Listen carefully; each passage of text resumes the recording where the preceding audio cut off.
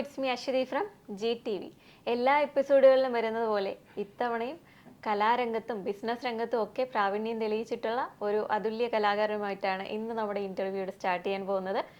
ഞാൻ നിങ്ങൾക്ക് വേണ്ടി GTV പ്രേക്ഷകർക്ക് വേണ്ടി ഇന്ന് പരിചയപ്പെടുത്താൻ പോകുന്നത് ശ്രീ പത്മനാഭൻ സാറിനെയാണ്. സർ നമസ്കാരം. നമസ്കാരം. എത്ര വർഷമായി പ്രവാസ ജീവിതം ആരംഭിച്ചിട്ട്? ഞാൻ ഗൾഫിൽ ഒരു 45 വർഷമായി. അതിൽ 35 വർഷത്തോളം UAE, കൂടുതലും ദുബായിലാണ്. സർ ബിസിനസ് മേഖലയിലാണോ കലാപരമായിട്ടാണോ കൂടുതൽ താല്പര്യം? ഞാൻ 25 വർഷത്തോളം ജോലി ചെയ്യുകയായിരുന്നു. അതായത് തുടക്കം മെറ്റീരിയൽ ടെസ്റ്റിംഗ് ലബോറട്ടറിയിൽ ടെക്നീഷ്യനായി, അതിനുശേഷം ബ്രാഞ്ച് മാനേജർ വരെയുള്ള ജോലി ചെയ്തതിന് ശേഷമാണ് 2004 ബിസിനസ് സ്റ്റാർട്ട് ചെയ്തിരിക്കുന്നത്. അതിപ്പോൾ ഏതാണ്ട് 21 വർഷം കംപ്ലീറ്റ് ആയിരിക്കുകയാണ്. ആക്ടിംഗ് മേഖലയിലും കഴിവ് തെളിയിച്ചിട്ടുണ്ടല്ലേ? ഇടയ്ക്ക് അങ്ങനെ ഒരു അവസരം കിട്ടി. അപ്പോൾ എനിക്കങ്ങനെ ആക്ട് ചെയ്യണമെന്നുള്ള ഒരു ആഗ്രഹമോ അല്ലെങ്കിൽ അങ്ങനെ എൻ്റെ ജീവിതത്തിൽ അങ്ങനെ ഉണ്ടാവുമോ എന്നുള്ള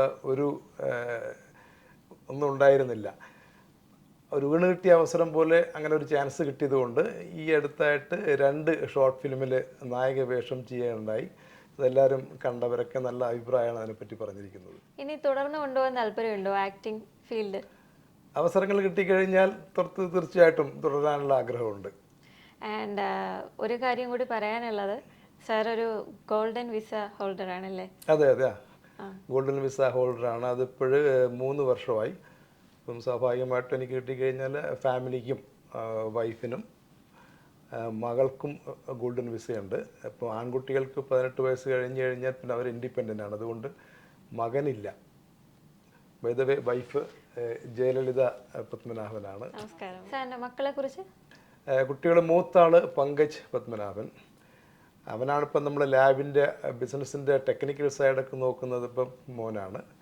പിന്നെ രണ്ടാമത്തെ ആള് മകളാണ് പൂജ പത്മനാഭൻ. 2 പേരും കല്യാണം കഴിച്ചു. മൂത്താൾ കല്യാണം കഴിച്ചിരിക്കുന്നത് ശ്രീലക്ഷ്മി ഫ്രം തിരുവനന്തപുരം. മോള് കല്യാണം കഴിച്ചു കൊണ്ടുപോയിരിക്കുന്നത് തൃശ്ശൂരാണ്. ഭർത്താവിൻ്റെ പേര് ശ്യാം പുരുഷോത്തമൻ.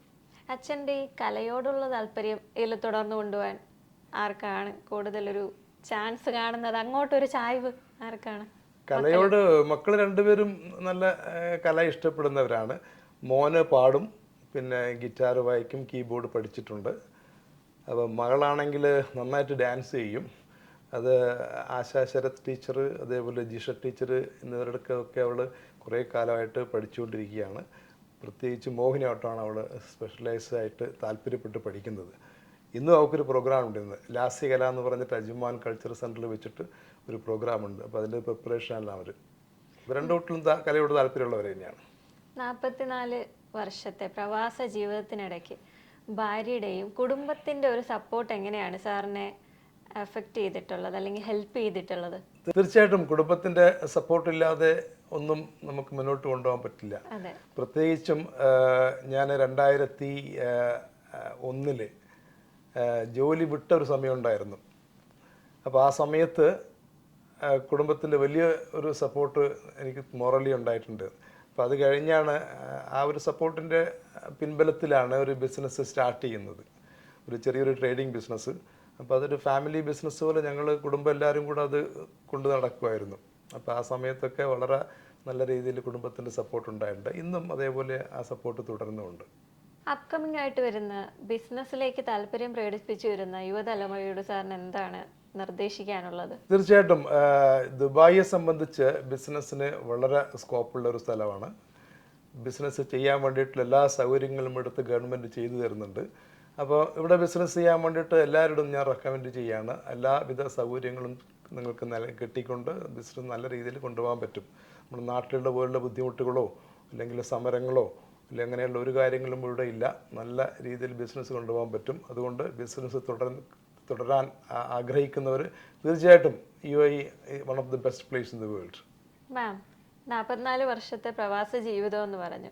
അതിനുള്ളിൽ മാമിന് മറക്കാൻ പറ്റാത്ത ഒരു അനുഭവം എന്താണ്? അതായത് കലാപരമായി ബിസിനസ് പരമായും മുന്നിൽ നിൽക്കുന്ന ഒരു വ്യക്തിയാണ് മാമിൻ്റെ ഹസ്ബൻഡ് എന്ന് പറയുന്നത്. അപ്പോൾ അതിൽ മറക്കാൻ പറ്റാത്ത ഒരു അനുഭവം? ഞങ്ങൾ ഇവിടെ UAE ലാൻഡ് ചെയ്തതിന് ശേഷം ഉണ്ടായ മാറ്റങ്ങളെന്ന് പറഞ്ഞാൽ ഞങ്ങൾക്ക് ഫസ്റ്റ് ഞങ്ങൾക്ക് കുട്ടികളെ നോക്കേണ്ട എനിക്ക് ഉത്തരവാദിത്വം, പിള്ളേരുടെ എഡ്യൂക്കേഷൻ അതെല്ലാം കഴിഞ്ഞിട്ടാണ് നമ്മൾ ബിസിനസ്സിലേക്ക് ഇറങ്ങി വരുന്നത്.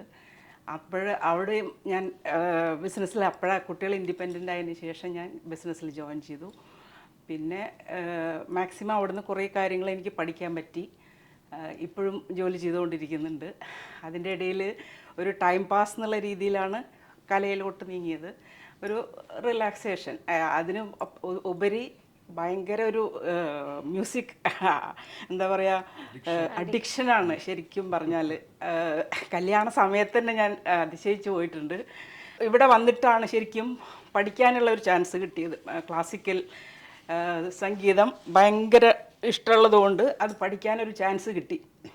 അപ്പോൾ ഞങ്ങൾ അബുദാബിയിലായിരുന്നു. അവിടുന്ന് 6 വർഷം ക്ലാസിക്കൽ പഠിച്ചു. അതവിടെ നിന്ന് അരങ്ങേറ്റവും ചെയ്തിട്ടാണ് ഞങ്ങൾക്ക് ദുബായിലോട്ട് വരുന്നത്.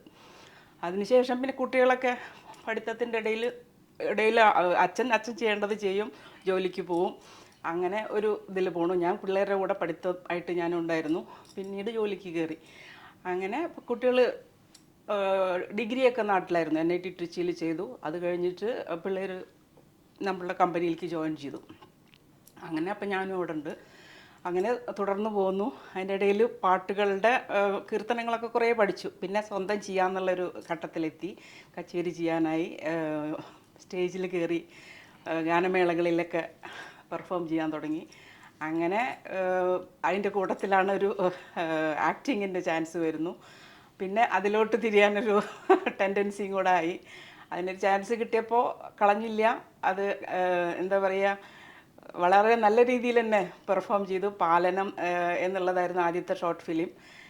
പിന്നെ അത് കഴിഞ്ഞിട്ട് കൈതവം, രണ്ടിലും നല്ല പെർഫോമൻസ് ആയിരുന്നു.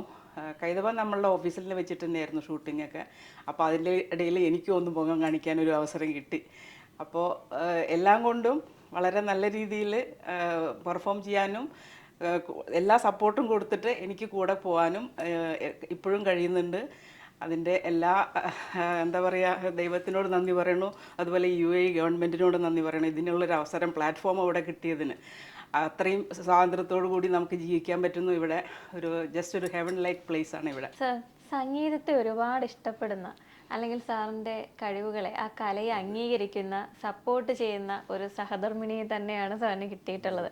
അപ്പോൾ അങ്ങനെയുള്ള അത്രയും സപ്പോർട്ട് ചെയ്യുന്ന ആ ഒരു വ്യക്തി സഹധർമ്മിണിക്ക് വേണ്ടി ഒരു പാട്ട് പാടി കൊടുക്കാൻ പറ്റുമോ?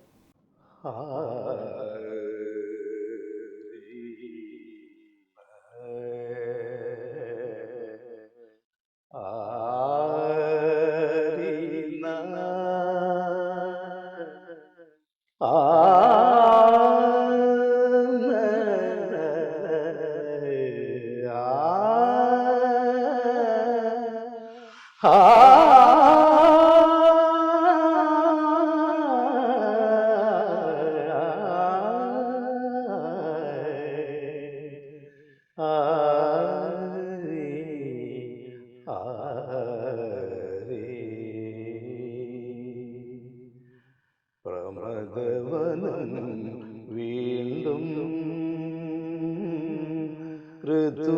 ഋതുരാഗം ചൂടി.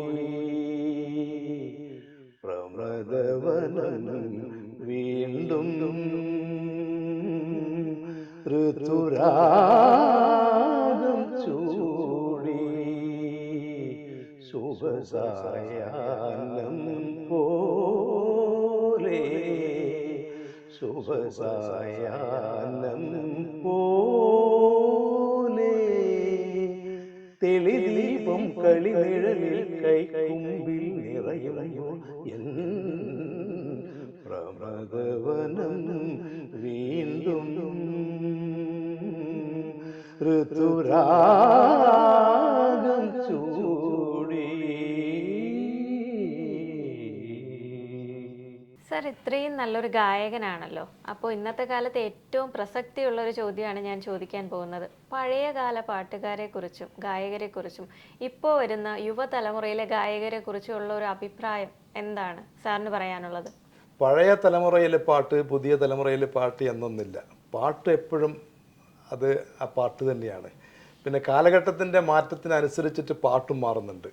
ഉദാഹരണമായിട്ട് പറയുകയാണെങ്കിൽ ഇന്ന് ഉള്ള സിനിമകളിൽ നമ്മുടെ പുതിയ തലമുറ ആസ്വദിക്കുന്ന സിനിമകളിൽ പഴയ രീതിയിലുള്ള പാട്ട് ഒരിക്കലും അതിന് ചേരില്ല. ഫോർ എക്സാമ്പിൾ നമ്മൾ കായാമ്പൂ കണ്ണിൽ വിടരും അല്ലെ സാമ്യമകുന്നൊരു ഉദ്യാനമേ, അതൊന്നും ഇന്നത്തെ സിനിമയ്ക്ക് യോജിച്ച പാട്ടേ അല്ല. അപ്പോൾ ആ കാലഘട്ടത്തിൻ്റെ ഒരു മാറ്റമാണ്. അപ്പോൾ അത് നമ്മൾ ഉൾക്കൊണ്ടേ പറ്റും. പഴയ പാട്ട് നല്ലത്, പുതിയ പാട്ട് മോശം എന്നൊന്നുമില്ല. എന്നാലും പഴയ പാട്ടിനൊരു പ്രത്യേകതയുള്ളത് അതെല്ലാം നമ്മൾ രാഗ ബേസ്ഡ് ആണ്. ഇന്ന് ഇൻസ്ട്രുമെൻറ്റിൻ്റെ അതിപ്രസരവും എന്താ പറയുക, നമ്മളെ കാതിന് അരോചകമായിട്ടുള്ള ശബ്ദങ്ങളൊക്കെ ഉള്ള രീതിയിലാണ് പുതിയ പാട്ടുകൾ. അപ്പോൾ പഴയ പാട്ടുകളെല്ലാം രാഗ ബേസ്ഡ് ആണ്. അപ്പോൾ നമ്മളത് ഹൃദയത്തിലോട്ട് മനസ്സിലോട്ട് ഇറങ്ങിച്ചെല്ലുന്ന പാട്ടുകളാണത്. ആ രീതിയിൽ അത്രയും അധ്വാനിച്ചാണ് പഴയ ദക്ഷിണാമൂർത്തി സ്വാമികളോ അല്ലെങ്കിൽ അർജുനൻ മാഷോ ദേവരാജൻ മാഷോ ഒക്കെ ഉണ്ടാക്കിയിട്ട് തരുന്ന പാട്ടുകൾ അത്രയും മധുരമാണ്. ഇന്നും ആ പാട്ടുകൾ എല്ലാവരും മനസ്സിലുണ്ട്. പിന്നെ ഈ നമ്മൾ മത്സരവേദികളിലൊക്കെ നോക്കുമ്പോൾ കുട്ടികളൊക്കെ പാടുന്ന പാട്ടുകളെല്ലാം പഴയ പാട്ടുകളാണ്. ആ ഒരു പാട്ടിൽ ഒരാളുടെ കഴിവ് തെളിയിക്കാൻ ഉദ്ദേശിക്കുന്നെങ്കിൽ ആ പഴയ പാട്ട് പാടിയേ പറ്റും. അപ്പോൾ അതിലാണ് ഒരു വിദ്യാർത്ഥിക്ക് ഒരു സംഗീത വിദ്യാർത്ഥിക്ക് എത്രത്തോളം കഴിവുണ്ട് എന്നുള്ള രീതിയിലുള്ള എല്ലാ രീതിയിലുമാണ് ആ പാട്ടുകൾ ചിട്ടപ്പെടുത്തിയിരിക്കുന്നത്. അതുകൊണ്ട് പഴയ പാട്ട് എന്നും നല്ലത് തന്നെയാണ്. എന്നാൽ പുതിയ പാട്ടിനെ നമ്മൾ അംഗീകരിച്ചേ പറ്റും. ഇപ്പോഴത്തെ ഒരു ട്രെൻഡ് എന്ന് പറയുന്ന ഒരു അപ്കമിങ് ട്രെൻഡ് എന്ന് പറയുന്ന റാപ്പ് സോങ്സ് ആണല്ലോ. ആൻഡ് അതിനെക്കുറിച്ച് എന്താണ് പറയാനുള്ളത്? റാപ്പ് സോങ്ങിനെ പറ്റിയിട്ട് ആസ്വദിക്കുന്നവരുണ്ടാകും, പക്ഷേ എനിക്ക് ഒരിക്കലും അതുമായിട്ട് പൊരുത്തപ്പെടാൻ പറ്റുന്നില്ല. പ്രത്യേകിച്ച് വാക്കുകൾക്ക് മാത്രം പ്രാധാന്യം കൊടുത്തുകൊണ്ട് അതിന് സംഗീതത്തിന് ഒരു പ്രാധാന്യം അതിലൊന്നും കാണുന്നില്ല. ചെറിയ വാക്കുകൾ ഉപയോഗിച്ചുകൊണ്ട് ചെറിയ ചെറിയ വാക്കുകൾ ഉപയോഗിച്ചിട്ട് അത് ആർക്കും പാടാവുന്ന രീതിയിലാണ്. അതിന് ഗായകനാകണമെന്നും ഇല്ല, എനിക്ക് തോന്നുന്നത് അങ്ങനെയാണ്. ബിഗ് സ്ക്രീനിലൊരു പ്രൊജക്റ്റ് പരിഗണനയിലുണ്ട്. അതിൻ്റെ പ്രിലിമിനറി മീറ്റിംഗ് കാര്യങ്ങളൊക്കെ നടന്നു, ഡിസ്കഷൻസ് ഒക്കെ കഴിഞ്ഞു. ഇനി സിനിമയല്ലേ, അത് കുറച്ച് സമയമെടുക്കും. അപ്പോൾ ആ കാര്യങ്ങളൊക്കെ നടന്നുകൊണ്ടിരിക്കുകയാണ് ഇപ്പോൾ. സാർ, എന്താണ് GTV പ്രേക്ഷകരോട് പറയാനുള്ളത്? GTVയുടെ കലയെ പ്രണയിക്കുന്നവർ എന്ന പരിപാടിയിലേക്ക് പങ്കെടുക്കാൻ ഞങ്ങൾക്കൊരു അവസരം തന്നതിന് GTVയോടും ഇതിൻ്റെ പ്രേക്ഷകരോടും ഞങ്ങളുടെ നന്ദിയും കടപ്പാടും അറിയിക്കുകയാണ്. ഇത്രയും നേരം വാല്യുബിൾ ആയിട്ടുള്ള ടൈം നമ്മളുമായി സ്പെൻഡ് ചെയ്ത ശ്രീ പത്മനാഭൻ സാറിനും സാറിൻ്റെ ഫാമിലിക്കും GTV പ്രേക്ഷകരുടെ പേരിലും GTV ക്രൂവിൻ്റെ പേരിലും ഞാൻ നന്ദി അറിയിക്കുന്നു.